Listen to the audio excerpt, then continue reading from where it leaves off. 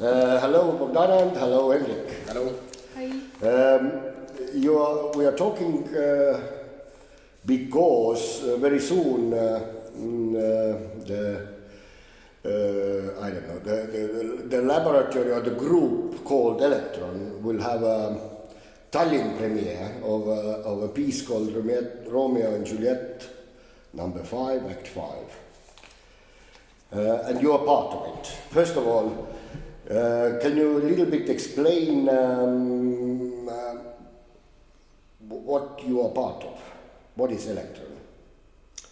EĽEKTRON is an artist group, basically born from the MIM project. So the same people as the MIM project turned into EĽEKTRON. And it's an artist group, and we are working on as a collective. This collective has several different members in it, so it's a little bit hectic, but everybody is doing something, and it's all under the umbrella of EĽEKTRON. So just to put it in simple terms. Bohdana, you haven't been before part of EĽEKTRON. I became a part in May this year. Yeah. So you already were a little bit connected also with the Rakvere thing? No, not with Rakvere. Okay. To this production I joined only for this specific one. And we are doing the interview in English because of mainly you. Yeah, because I don't speak Estonian. I come from Ukraine and I'm an international student in Viljandi Culture Academy. And the performance is also in English. Yeah. So, to prepare. Mm-hmm. And why is it in English?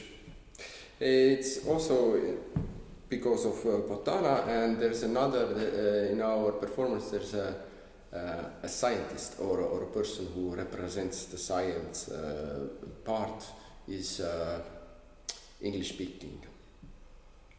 Okay, and he's gonna give us the text in English, yeah? Yes. So the text will be all in English. But it's a lot about sort of scientific things, brain and memories and sort of things what's going on inside ourselves. To be honest, sometimes these things are even hard to understand for me, even if they are in Estonian. Mm-hmm. Is it going to be okay?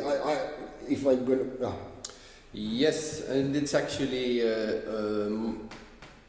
it's not that difficult really. You can say very simple things in very difficult way. But the main idea behind it is that our experiences from daily life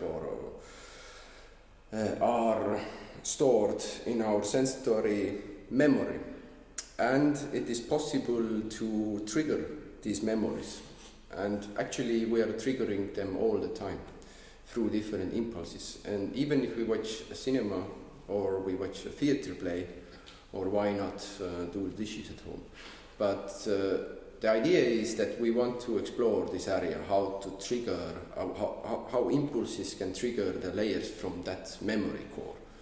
Maybe some ideas or memories that are stored back while back, and you are really even subconsciously receiving something, and then some impulses can bring them out. So this is something we are exploring in this performance, and in the framework of Romeo and Juliet, Act 5, and especially because this is something that probably everybody knows the story or the narrative of Romeo and Juliet, and everybody knows what happens in the end. So there's already a layer of something to trigger. Yeah, and the performance is not a lecture or something like that, so it's not using terms or scientific terms that can make it hard to understand. It's literally about the perception and how it works when you see something or experience something, and how it develops through time. So it's not so much about the language as about getting all these different pieces at the same time and creating the performance on your own as well. Okay. You were talking about that you are trying to trigger out from our subconscious some, like from the memory, something, and I was immediately thinking that in this sense maybe it's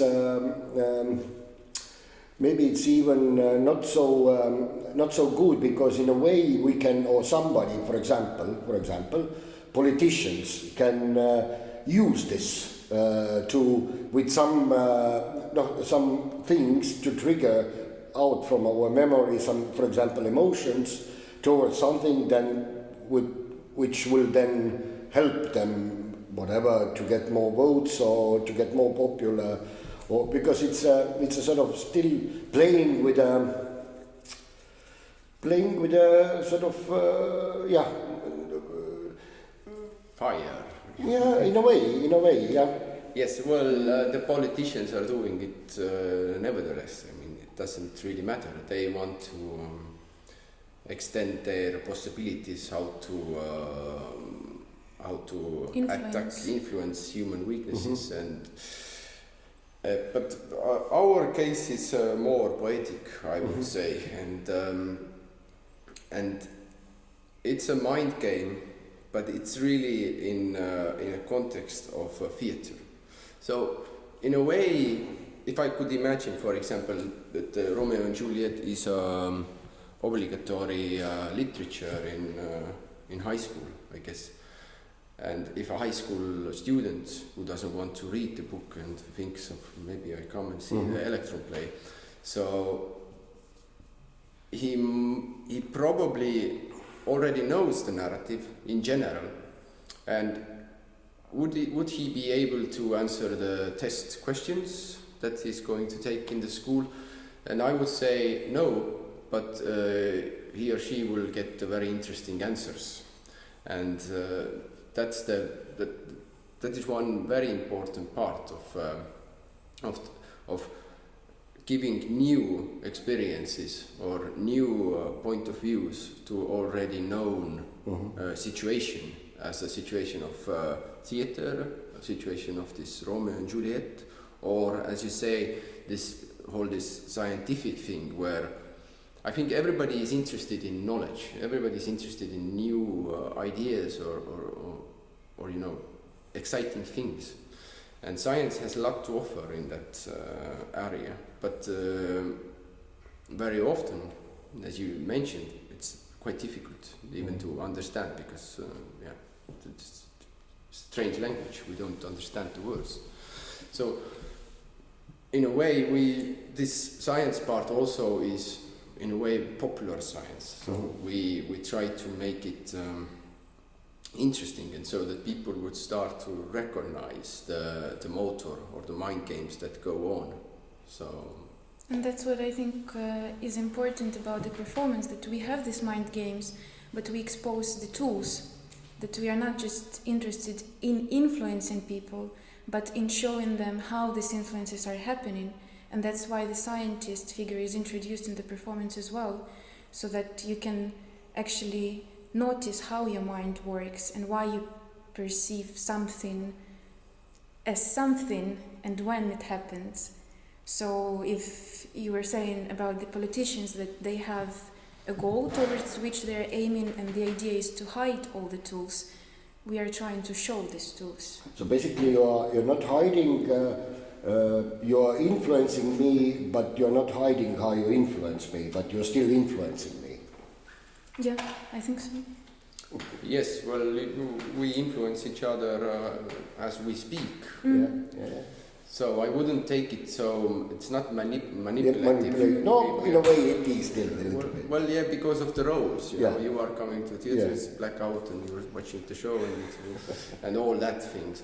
But still, it's not the goal, to do a black magic thing, pull a rabbit out and say, By the way, you mentioned that the students who want to know really what's the story of Romeo and Juliet, or actually any of the other Shakespearean play, then they can go to SAAL.ee, and there are still going on the forced entertainment project where all the 36 Shakespearean plays will be sort of retold in a sort of normal way inside 1 hour every day, one play, and this continues till the November. So there, it's a good thing for the students to get really the plot. What is it about in this? So there are some very crazy stuff. I had no idea that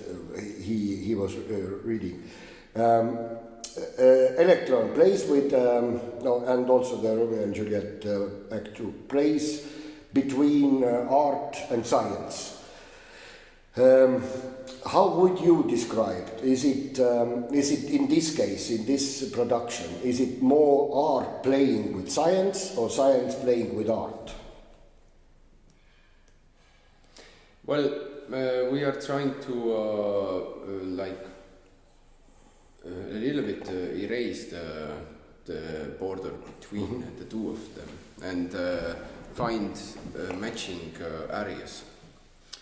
So it's not someone parasitizing over another one, but it's actually collaboration where everyone can get something out of it. So yeah, we are taking impulses from science, and also there will be a scientific questionnaire that will have results that can be used as to make assumptions. But the results will be later, yeah? Not yes, in the same year. Most probably. Yeah. But the results will be public in the end. And when I saw the first premiere in Rakvere, I enjoyed it very much, and also it was in a way also innovative because of the visuals. They were in one way very simple, very sort of handmade visuals, but used in a different way. Is it going to be the same? And generally, what has been changed during the 3 months, 4 months, 3 months? What has changed in the play? I would say it's a remake. So it's not a replay but remake. So a lot has been changed. The elements are still, you can recognize them, that it's sort of the same as it was in Rakvere, but they are also because of it's a huge difference whether you are on an italic stage or you're in Kanuti SAAL. So we need to revise or review the elements and see how they are acting in this venue. So, but the starting point is the same. It's quite handmade, and it's I think it's the same but different.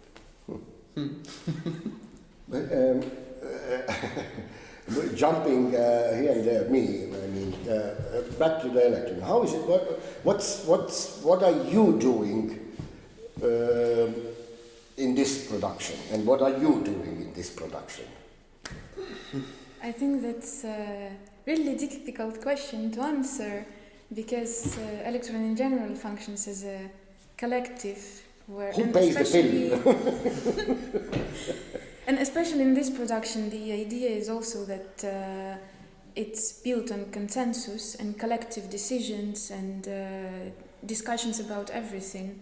So, yeah, in a way, everyone plays everyone's part all the time, and it's going like this.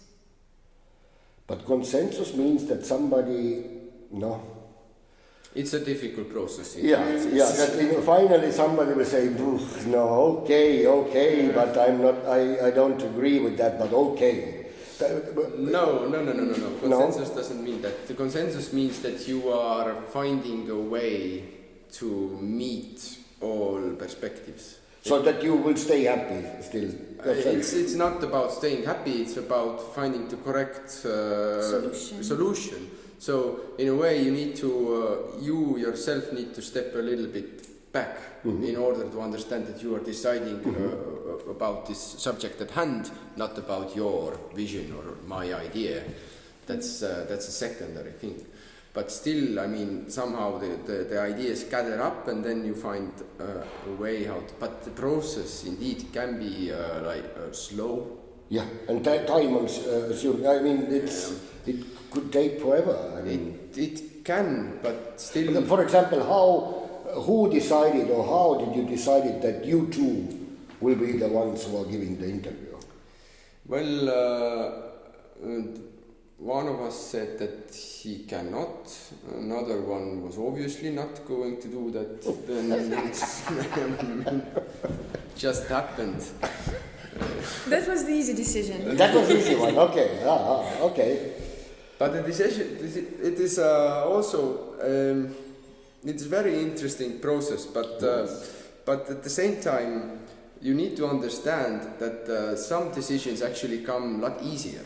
Because you have 6 or 7 heads, putting their knowledge into one thing, and if you are alone, and if you take the whole responsibility, and then you do a mistake, and you maybe get what now, and you need to step back and start again.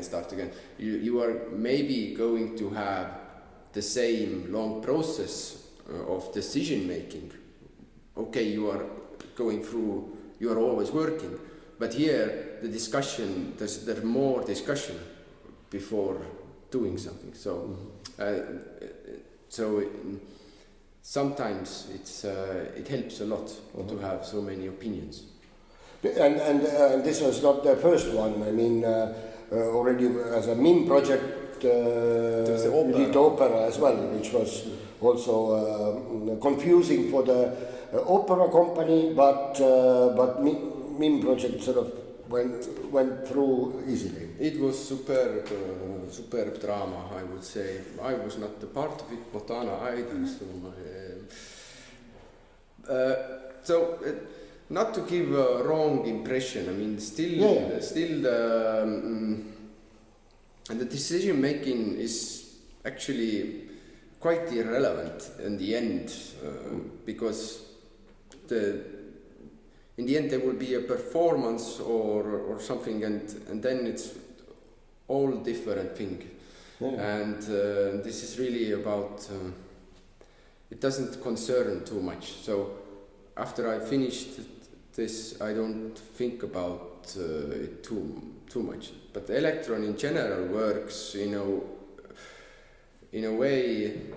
If you ask how, for example, why we are here or how things happen, it's when you are interested and when you step forward and you say, okay, I will do it, then it's your responsibility and you will do it.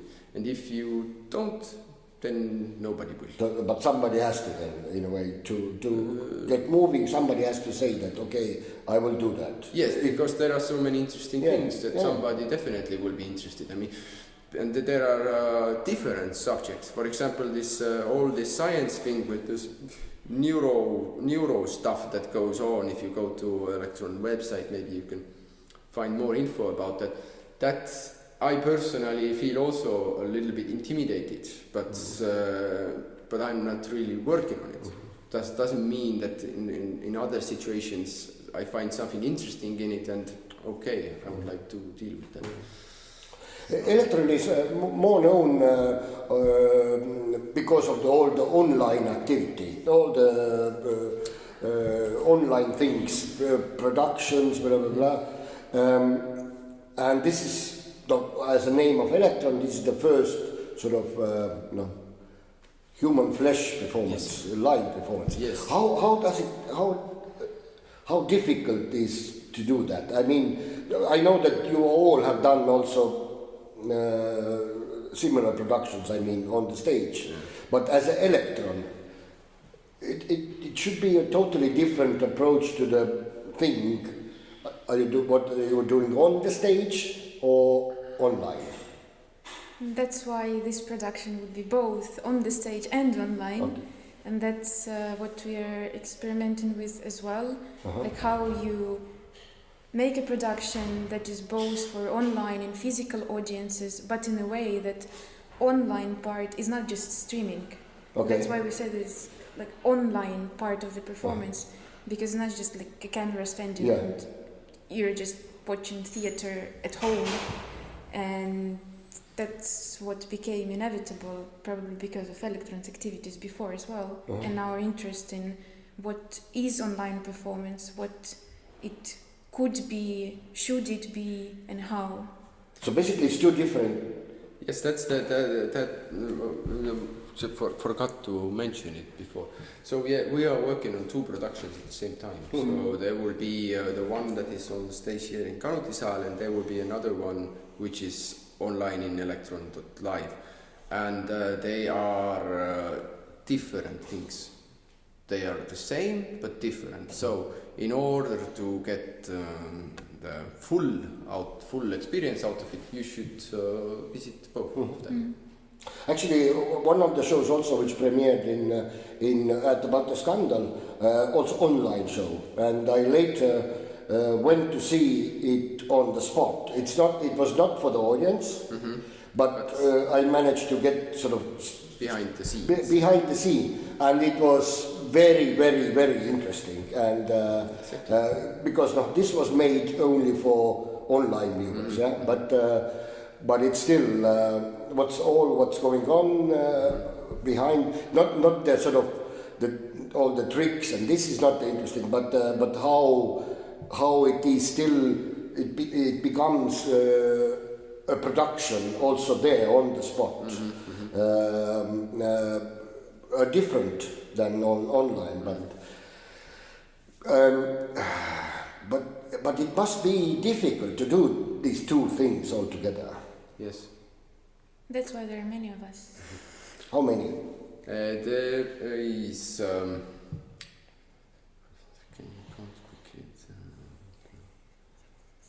8, 9. Working on this thing. I think about 9 people. So 9. Bohdana counted. You haven't counted. But I know this is. We are not so much talking about the show, but still, are there 9 people all the time on the? No, on the stage there will be 2. Not on the stage, but in the rehearsal. In the rehearsal, more or less 4 or 5 people who are constantly. But somebody's all the time on a computer, or Yes, well, there are. Everybody has their own field of work. So Taavet Jansen is doing the online thingies. Okay. I'm doing the sound part. Tenku is doing the visual part. Bohdana and Mailiis are on the artistic approach, and Henri as well. So this is the core engine. And Rommi is working with lights, and there are people who are also working online things, but there are this, cables and there are codes and all that sort of things. So your suggestion for the audience would be to see first, I don't know, the live show and then online, or does it matter? Or the vice versa, like first online and then come to the show? I wouldn't suggest the order, No. I think. But I would point out that it's not, there's no meaning of making any decisions based on one or another. So if you see the online performance and, for example, think, yes, then it doesn't mean that, Or you think, superb, and then you come here and it's so. Then you see the cables. But no, it's going to be a clean cut here. No cables will be hanging on the ceiling. But okay, then I don't know if you can please answer it as an EĽEKTRON, but if you can't, then yourself. What is the main thought you would like the audience will leave after the show here? What they would think? What is it? What you want to sort of mention, or the main task you have? Well, if answered from myself, for example, I think that what we might strive for audience to think is to think about what they see and how they see it, not so much about like the story or the narrative or just entertainment, because we don't perceive the performance as entertainment, that people just come to spend good time and then go home and forget about it. So I think that's one of the important parts of it, what we'd like audience to have and in the to end. continue to think. Yes.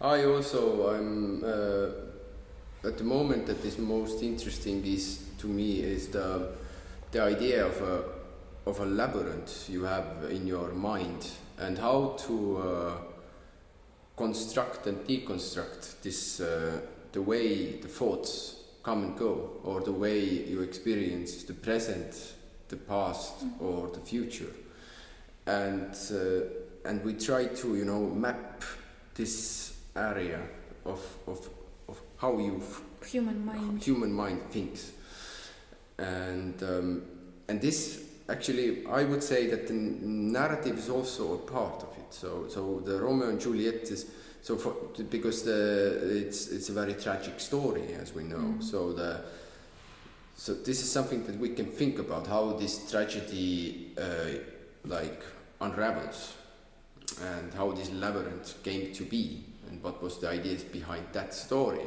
what are the thought patterns behind watching the story, and what will it trigger, and why are this on the stage like this, that, or third thing. So all this kind of, it's really pushing you to realize the pattern of your thought.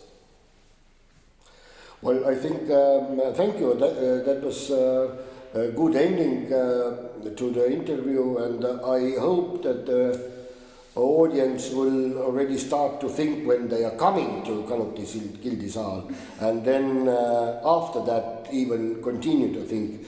And as I understand, you don't have to, in a way, as an audience member, you don't have to agree or disagree. You just need to think. Yes. Yeah. Well, good luck, and see you at the premiere. Thank you. Thank you.